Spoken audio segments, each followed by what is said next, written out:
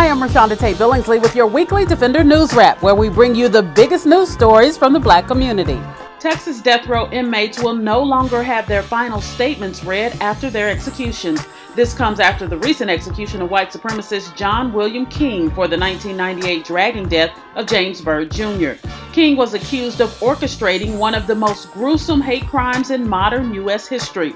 Though he refused to verbally give any last words, after his execution, officials read a statement from King that said, "Capital punishment, then without the capital, get the punishment." State Senator John Whitmire called it totally improper and disrespectful to Byrd's family and to the people of Texas and moved to have the measure discontinued. It took 8 months, but an Arlington police officer has been charged for fatally shooting a black man during a traffic stop last year. 24-year-old O'Shea Terry was killed after being pulled over for a registration violation. Not assault, murder, robbery, but registration. Body cam footage shows Officer Baltran on the passenger side talking to Terry for a few minutes, and then the window starts rolling up. So Tran pointed his gun in the SUV and fired. Terry later died at the hospital. The indictment is rare in conservative North Texas. Now, let's just see, will he be convicted?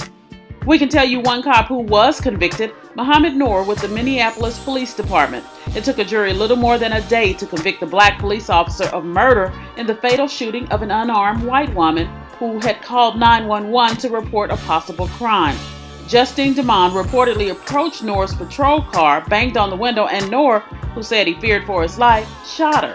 It's a tragic story, but as we all know too well, the "I feared for my life" defense often works for police. So many can't help but wonder if it didn't work in this case because Noor was black and the victim was white.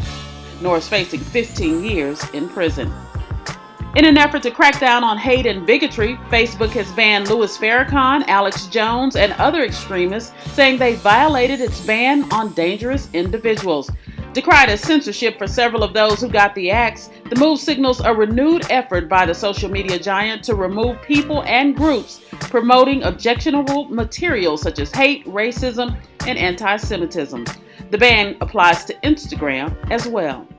There's a crisis in our community. More and more of our children are committing suicide. In fact, the Congressional Black Caucus calls the rise in suicide rate for black children ages 5 to 12 an overlooked national emergency.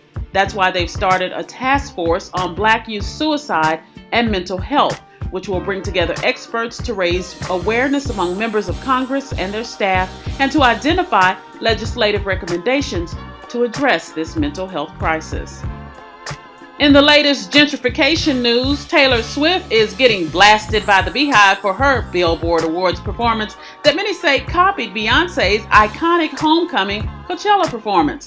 From her poses to the marching band drummers, we're thinking somebody should have warned Taylor this wasn't a good idea.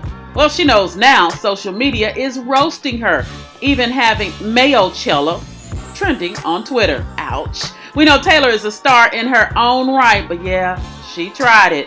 We're here to help you plan your weekend with these upcoming community events. On Thursday, May 9th, the Ensemble Theater will have their Pipeline opening night and media reception.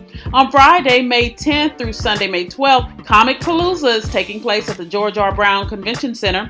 And on Saturday, May 11th, the Houston Museum of African American Culture will host an exhibit grand opening for A Woman's Place Is. Check them out. If you have some events you'd like us to share, send it to news@defendermediagroup.com.